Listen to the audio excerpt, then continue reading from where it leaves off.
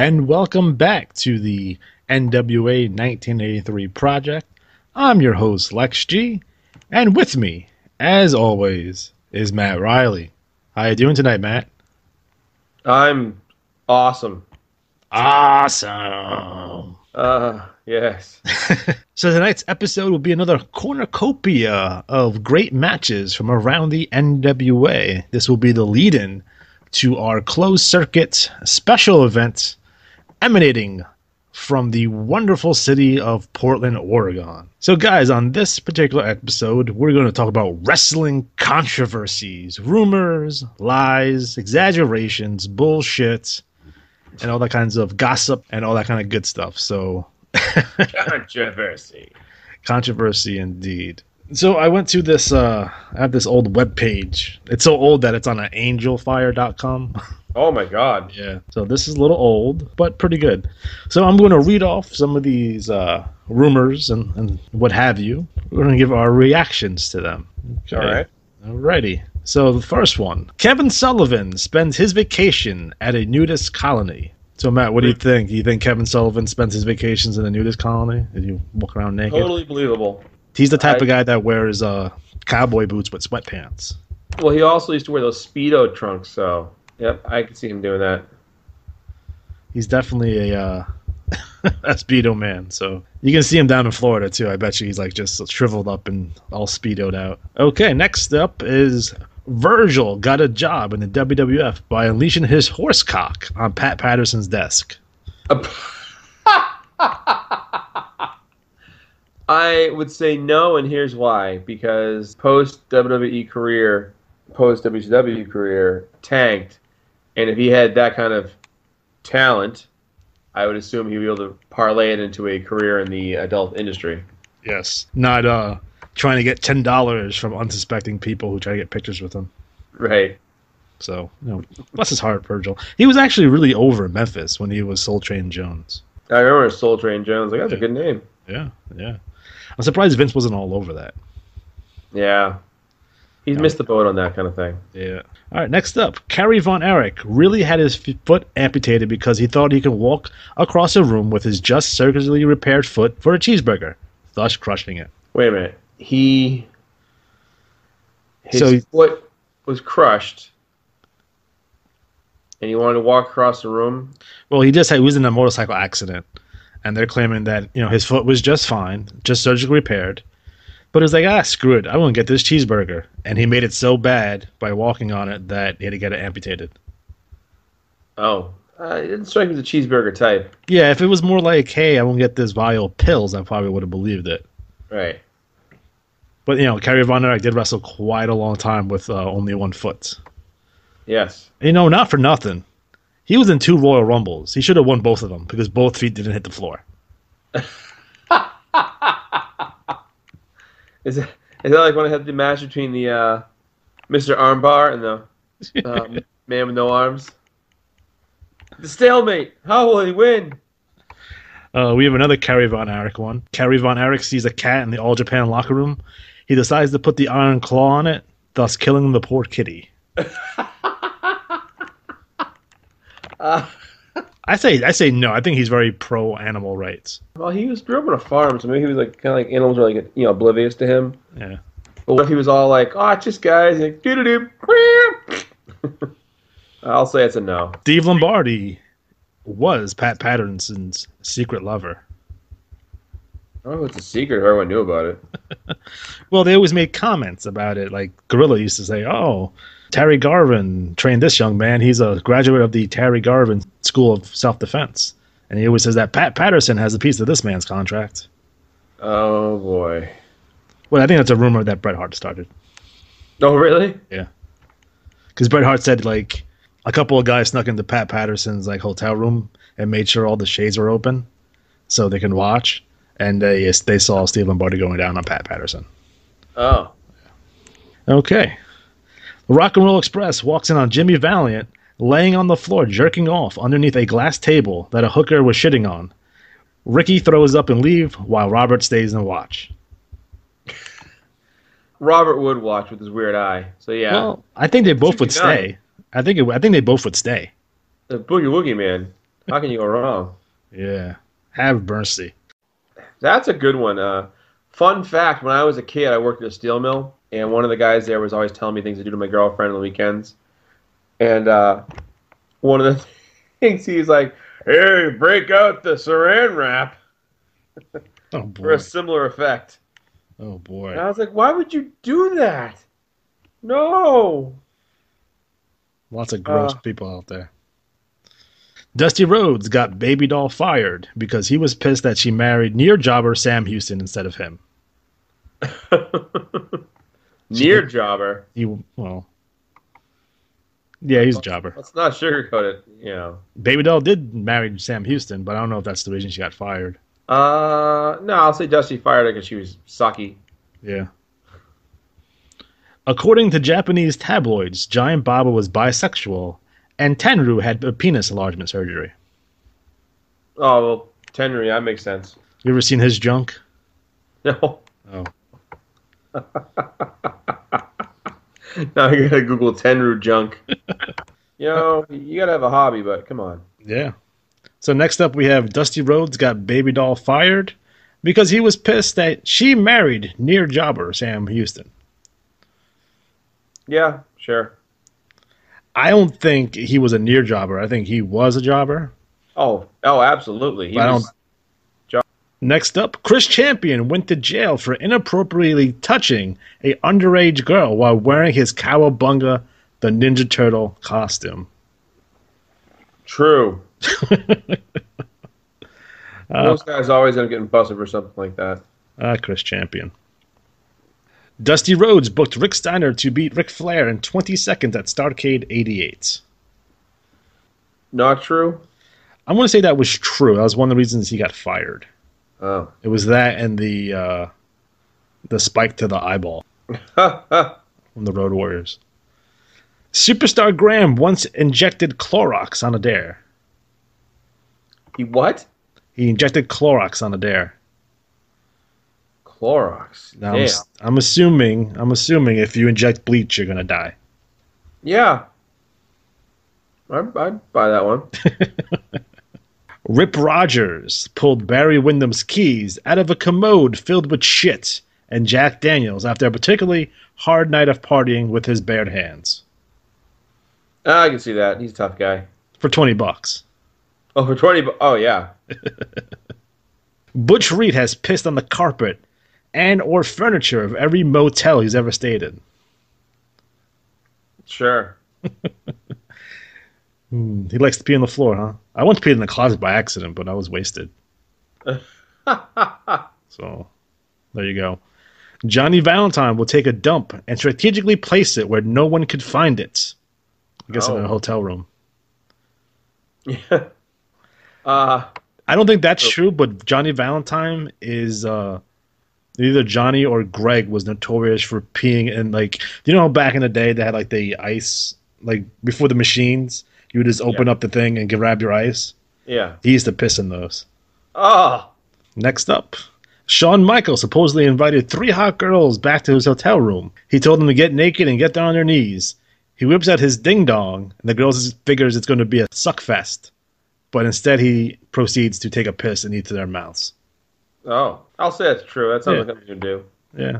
Well, he's saved now, so it doesn't matter. That's right. It's all good. Bruiser Brody was supposed to do a shoot running on the first WrestleMania. Oh, true? I heard that rumor as well, unconfirmed though. Hogan versus Zeus was supposed to be the headline of WrestleMania 6. I can see that. That was true. That was very much true. Iron Sheik was offered $100,000 to break Hogan's leg instead of dropping the belt to him. Oh, wow. Sheik says that's true. Vern says it wasn't. Vern. So there you Freaking go. Vern. Break his leg. Buff Bagwell broke into wrestling by blowing Burt Prentice. Then Ronnie P. Gossett pays to blow Bagwell. Wow. I'll say false. Now, you do know that Buff Bagwell is currently a male escort, right? Yes. Hell, he is buff. He's And the stuff. I used to say he had that music was a good sound to it, Yeah. but it was like wasted on him. Pedro Morales may have pawned his WWF belt in a pawn shop. Eventually, Tom Burke bought it. I can see Pedro doing that. Yeah. Lita has been pissed on by Steve Corino and Danny Doring. She looks kind of freaky, though. Yeah. So I want to say that's true. Apparently, there's a Polaroid from the 80s of Ric Flair playing the skin flute. Oh. Definitely true. Oh, Flair. Someone said on an interview, anytime you go to like one of these like Dominican Republic, Puerto Rico, you go stay at the hotel, and they find out that you're a wrestler, they have a trillion Ric Flair stories. Really? Yeah. Kurt Hennig was supposedly the one that shit in Lawler Crown. Really? Yeah, that's from Royal Rumble 93. If you watch Royal Rumble 93, Jerry Lawler comes out without his crown. It wasn't Kurt Hennig, it was the Nasty Boys. I know that for a fact. Wow. People were pissed at Lawler for all the shitty payoffs over the years. Lawler blames Jerry Jarrett. Bill Watts was caught pissing out of his tower at the Turner office to the parking lot below, which is true. I believe Bill Watts confirmed that. I can see Bill Watts doing that. That sounds like a Bill Watts type thing. According to a referee who was released by the WWF, Bradshaw tied up wrestlers in the shower while he was naked and rubbed baby oil all over them, threatened to rape them until he cried, while the locker room looked and laughed. I think the victim may have Dave raped the girl, or may have not been well liked. It was never specified who the victim was, other than it happened in 98 or 99. The guy was a fairly known wrestler. Rumor has it was Brian Christopher, a.k.a. Grandmaster Sexay. Ah. That's false. Bradshaw used to do all kinds of weird stuff. There's stories about him, like, getting in the shower with, like, Paul London and kind of soaping him down and stuff like that. Oh, boy. Yeah. Next up, Jerry Lawler has a well-known foot fetish and was once caught by a valet, USWA ring rat Miss Patricia, jacking off in her shoes. Sure. I'm going to say false. Tony Atlas, who has the foot fetish. Oh, Tony Atlas. Here's the one that we all have been hearing. Macho Man had his way with a 14-year-old Stephanie McMahon back in 94-95.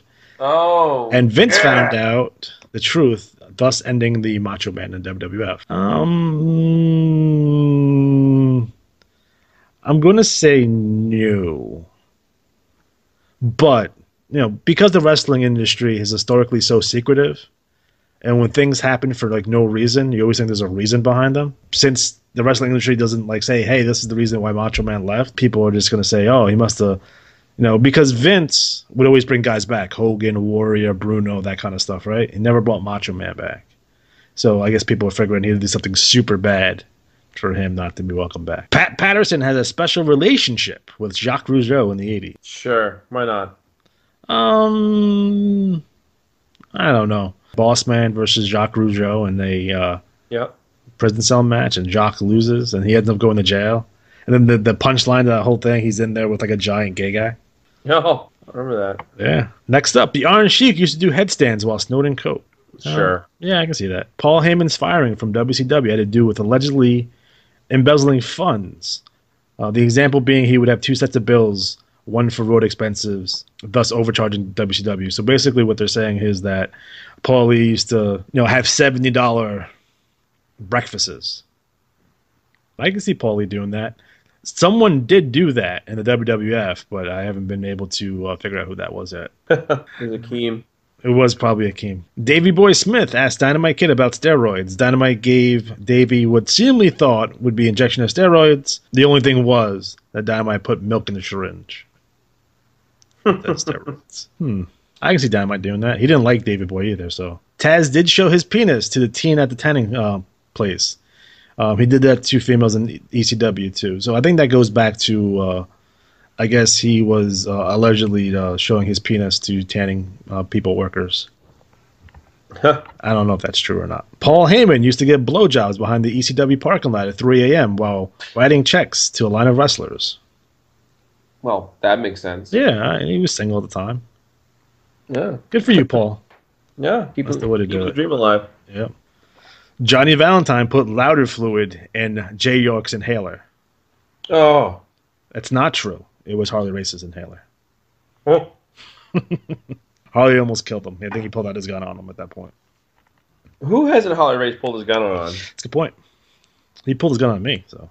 Yeah. Okay, next up, New Jack said when he worked for XPW, he used to go to the warehouse of Extreme Associates and Rob Black, who would not pay him in money, but in porn DVDs. I can't see that being a fact because I think New Jack wants his money. Right, bitch, better have my money. Raven didn't wear clothes backstage at TNA until someone complained to prevent Dixie from seeing his horse cock. I want to say true. Sure. Okay. This one is, I don't know if it's confirmed, but it sounds like something she would do. When Missy Hyatt was 16, she met Tommy Rich. She was a virgin, even orally, but jumped at the chance to blow him. So he took her to the show, and she blew him on the way. She didn't swallow, so he used a towel. He told her to keep it as a souvenir. She laughed, but she didn't keep it. Once they got to the arena, he asked for her to come in for a minute. She met Larry, and Larry went down to Larryland for a meal that night too. She must have been hungry for the business. Larry who? Zbyszko. Oh, jeez. I want to say yes on the Tommy Rich, no on the Larry Zbyszko because she's been pretty forthright about all the guys that she slept with. So, see, Hyatt. Bless her heart. Sonny and Chris Candido had a three-way with Jake Roberts for some crack. Oh boy. Maybe. I don't think it was a three-way. She may have just slept with Jake Roberts for some crack. This is actually true. When Chris Adam was wrestling in Portland during 1982 and 1983, he had his then wife, Jeannie Clark, Lady Blossom, along with him. Billy Jack Haynes boinked Jeannie during that time period, which is true. Oh. Uh-oh. Billy Jack Haynes. Billy Jerk Haynes. Yeah. Sid Vicious used to take a squirrel with him everywhere for some stupid reason. One day, a couple of wrestlers bet he couldn't keep the squirrel in his pants for a minute. Sid accepted the challenge, and after 30 seconds, the squirrel bit him in the dick. Sid dropped to the floor in pain, crushing the squirrel in the process. He had to get a rabies shot and stitches on his dick. Oh. I'd say no. This one is pretty stiff. Colette Foley, Mick Foley's wife, would negotiate with Vince to get more money if Mick took certain bumps and other abuse. I don't think she had to negotiate. I think Mick would just do those. Yeah. Yeah. Poor Mick. His wife was like a model. She was like super hot. Brian Pillman was a definite racist. I mean, he could have hit it. As opposed to an indefinite? Yeah, I mean, he could have been, I guess, but who knows? Haku nearly bit off Jesse Barr's, Jimmy Jack Funk's nose in a bar fight after Barr got too rowdy for Haku's liking. The Rock loves to lay the smackdown on Trish Stratus. Well, I don't think... I think...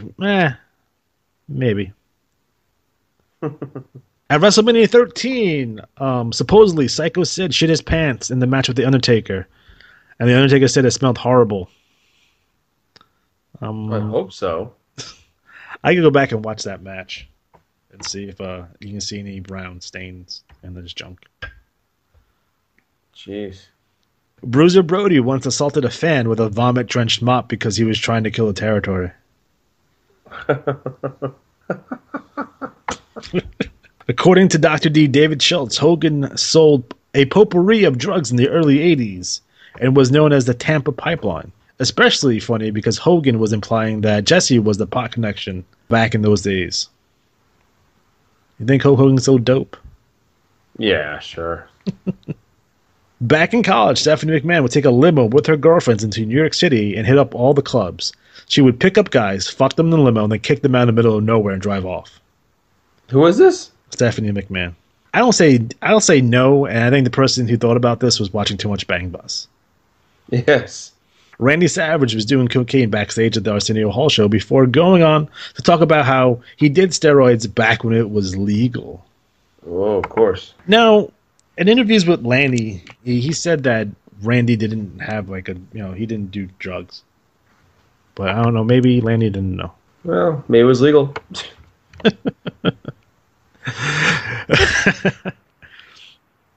Rene Goulet, the former WWF agent, is notorious for being one of the biggest slobs in the business.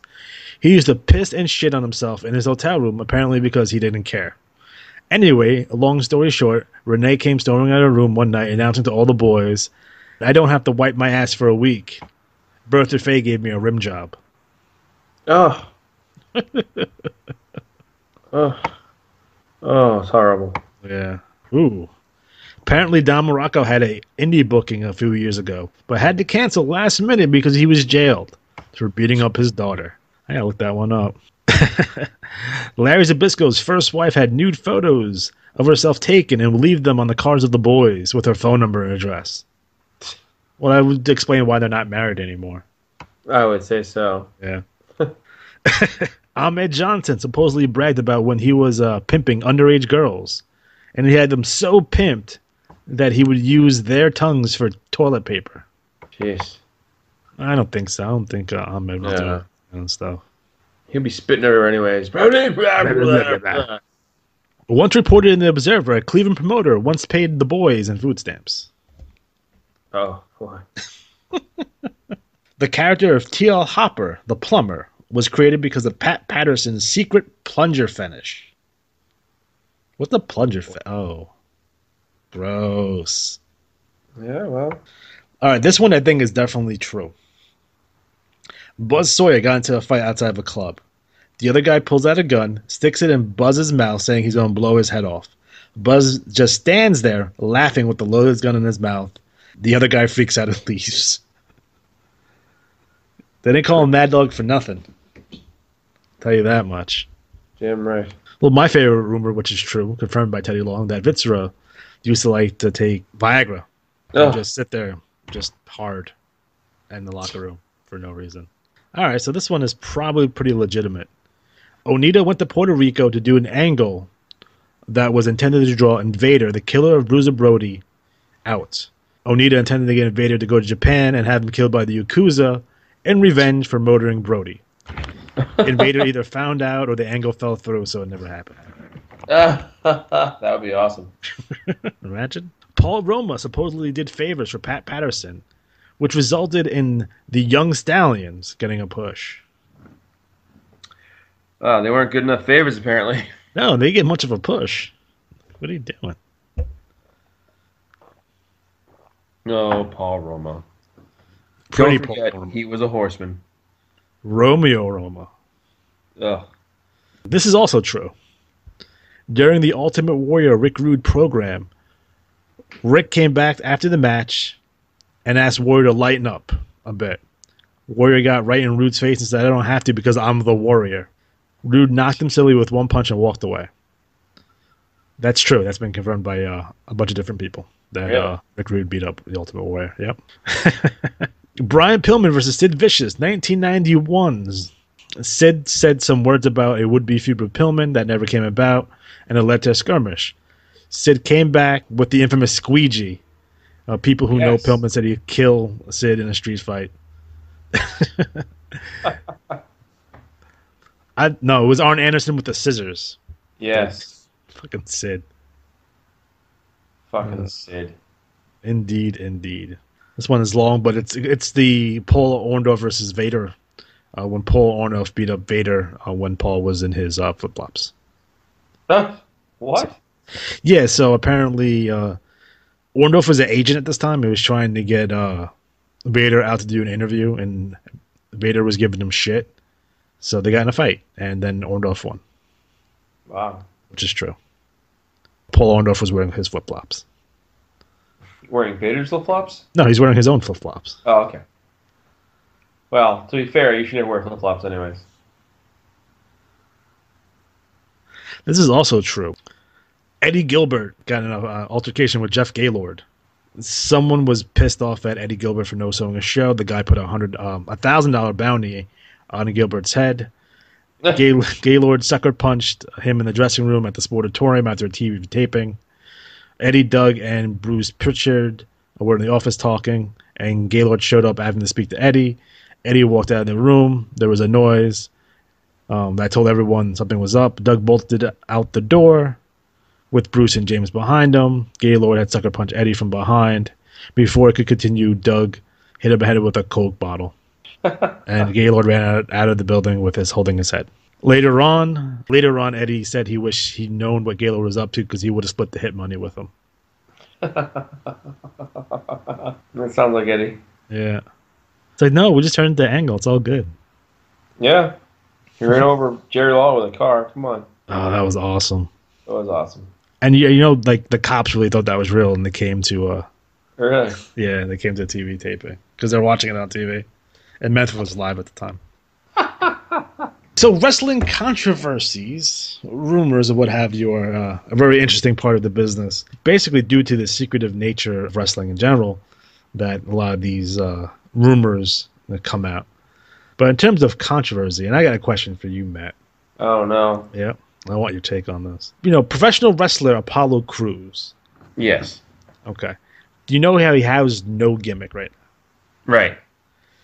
Do you think it would be in poor taste to put a super patriotic gimmick on him? Red, white, and blue trunks, waving the American flag, smiling. Yes. Do you think people take offense to that? Why would they take offense to him being USA?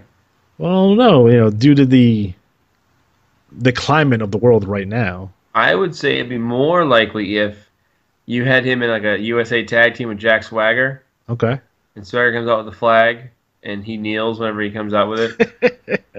And then you have people like, are they supporting him, or is he getting heat? Just saying. He's a first generation American. His sister is in the military. He went to military school as a kid, played college ball, that kind of stuff. Yeah. Again, I was just thinking of, hey, what would be a good gimmick for him if they're going to make him a super and white meat babyface, or lack of a better term. Because right now he doesn't have a gimmick right now. He's just, kind of just there. And he's great in the ring. I love his matches, and he does good work. You can't just be the affable black guy. Like your token black guy in like your group of friends. Yeah, he's that guy. He's just fun. Maybe he should be Mr. America and wear a mask, like the Patriot. Right. Bill Wilkes.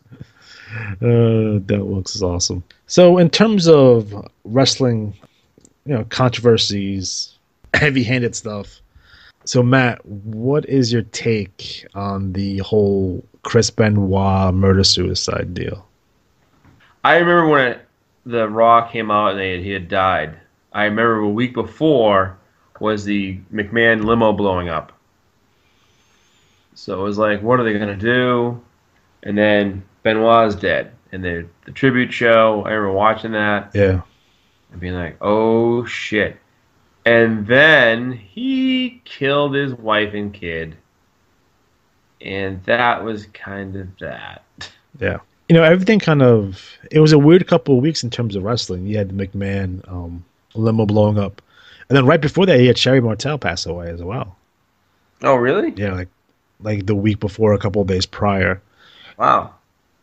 And a lot of people don't know this, but Benoit's tag team partner from Calgary, Biff Wellington, was found dead on the same day as Benoit. Really? Yeah. So that's what makes it kind of, weird, and a lot of conspiracy theories out there. I don't really attest to conspiracy theories. Like, for example, like I knew Benoit had died during the pay-per-view because I was looking up Chris Benoit because he didn't show the pay-per-view, and it was Morrison versus Punk instead. Right. His Wikipedia page already said he was dead. Really? Yeah, and he, I think he died on Monday morning.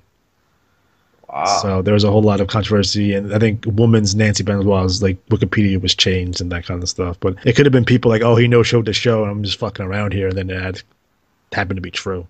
Yeah. Yikes. So do you have any theories about why that happened? Do you think it was just mental problems? Was it concussions, drugs? I think it was a combination of the drugs and mental problems. And plus, too, those guys, all this testosterone are always like, rah! I think it just, the drugs, everything, and he had mental issues, obviously. Yeah. Do you think the death of Eddie Guerrero the year before kind of really affected him? I could see that. He was obviously, really broken up when it happened. And, Yeah. Like, if he hadn't died, would he have done that, But who knows? I mean, we can speculate, but, it's a possibility that he wouldn't have done it. I just remember because my son was about a year old at the time, and I couldn't imagine doing that. And for a period of time, I couldn't watch wrestling anymore. Obviously I can watch it now, but there was a time where I couldn't do it because I really enjoyed Benoit's work. I was a fan of his. I went to WrestleMania 20 when he won the belt, and that was a really big deal for me.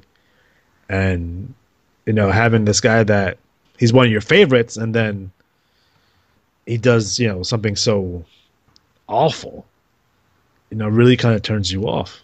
Yeah, you know what I mean. So watching Monday Night Raw after that was like, I'll pass.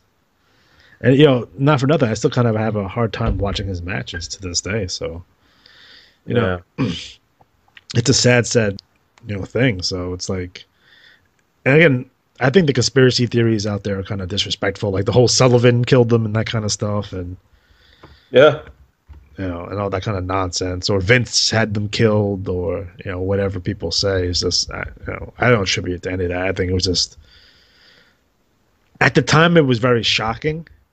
But you look at the way of the world now, would that be as shocking if that happened in 2016? Yeah. With all the shit we've seen. So, I don't know, boss. It's messed up, man. So, Matt, let me ask you another question about, and get your take on something that was controversial. The Vince McMahon steroid trial in 1994. Do you have any recollection of that? Because I don't. I was super kayfabe at the time. Oh. So... I'm pretty much reading PWIs to get my inside scoop, which is never a good thing to do. Although I do remember the verdict coming down because it was on the news, and the verdict happened in Long Island, so because he went to trial in Long Island, and it was on like our local news. So what do you think? Do you think Vince told guys to get on the gas? Oh, yeah. Okay. I mean, he doesn't even have to say. He can just say, like, well... guys who have the right look get more airtime. Or it was like, hey, you're looking kind of small, man. Are you hitting the gym? Are you sick? Are you good? Wrestlers are notorious, like, with their, like, I guess, insecurities anyway. Yeah. So it's like, I have to get on the gas now. But the charges were more about him distributing drugs. Yeah. Like, he would buy them from Dr. Saforian and then sell them to the wrestlers, which I don't think is true because number one, I don't think he needs to do that to make the money. And I don't think he put himself out there like that. Now, was he buying steroids for himself? Yeah, that happened. He bought steroids for himself. He bought steroids for him and Hogan. And him and Hogan would like, oh, you get this round, I got the next round. The big thing to come out of that case was like Hulk Hogan lied on this Arsenio Hall show and said he never used steroids, where he clearly did use steroids. Right. You know what I mean? That kind of hurt his reputation. It kind of hurt the WWF's business for a while because there was a time, guys, and I was a fan during the New Generation and the early 90s where like wrestling's coming off that high, but then everyone did not like wrestling. It was super dark. Like no one watched it. Ratings were low, attendance were all-time low.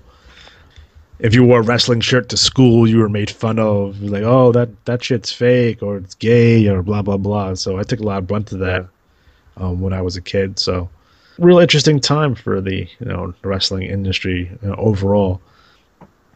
Vince's steroid trial ended up being a government witch hunt, though. I believe personally, they were just trying to get him on stuff for what reason I don't know.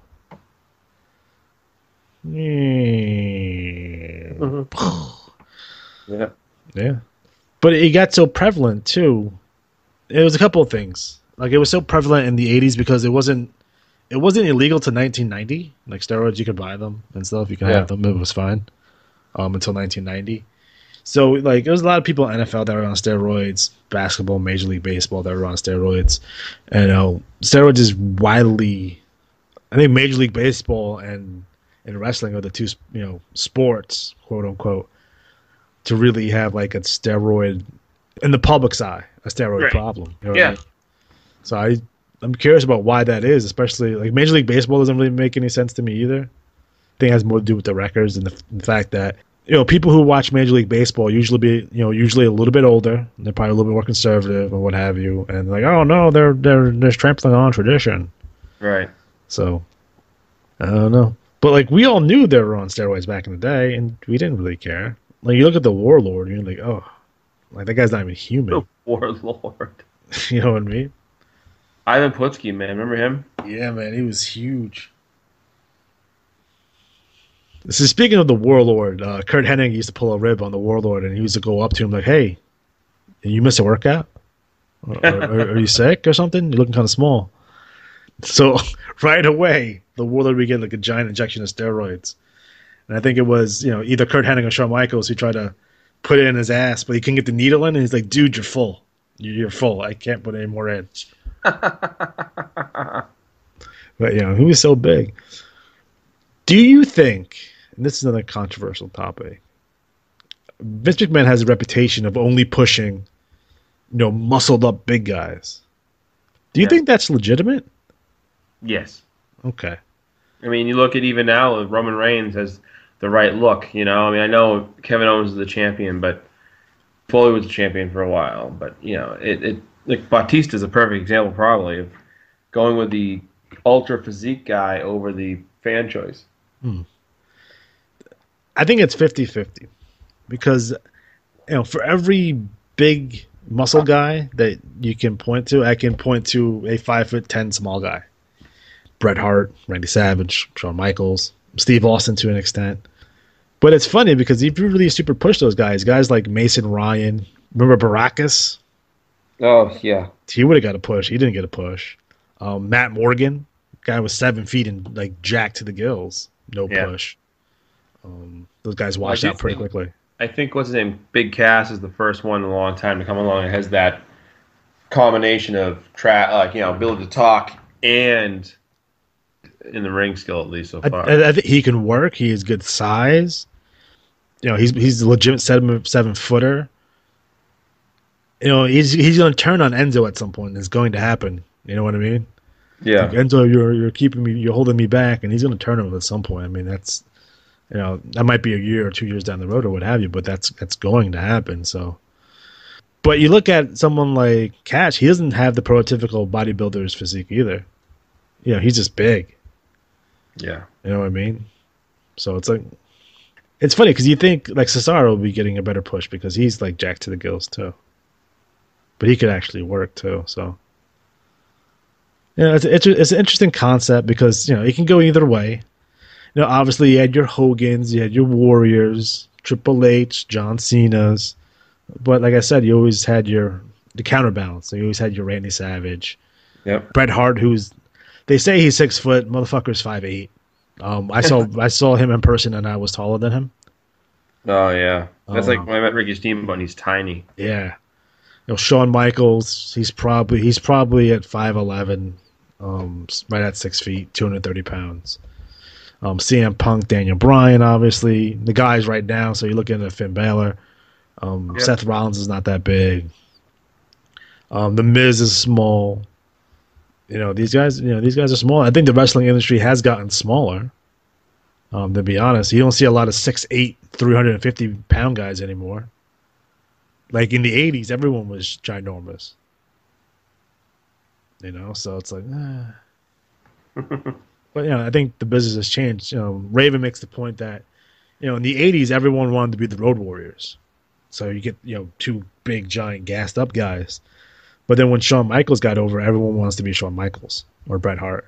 Yeah. So that's why everyone's like, oh, they're smaller guys. I can compete too. So it's like, what are you going to do? Like Kevin Owens, his inspiration as a kid was Shawn Michaels. That's confirmed. He said that. The first match he actually watched was the Iron Man match, WrestleMania 12. That was the first. He said the first match he watched was WrestleMania 11, Shawn Michaels versus Diesel. And the first pay-per-view I think he ordered live was WrestleMania 12, which was the Iron Man match. Wow. Yeah. And he learned English by listening to Jim Ross commentary. That's legit because, he's from, Montreal. They speak French over there. Yeah. What are you going to do? Speaking of kind of jacked up guys, have you seen a picture of Jacques Rougeau's son? No. Oh, he looks great. In terms of physique, yeah. I wonder if he's going to get a tryout. I heard rumors that he's going to get a tryout, but if Jacques saying it's not true. But he looks like a nice little worker, so we'll see how that kind of ends up. So, have you watched any of the Raws or SmackDown the last 2 weeks?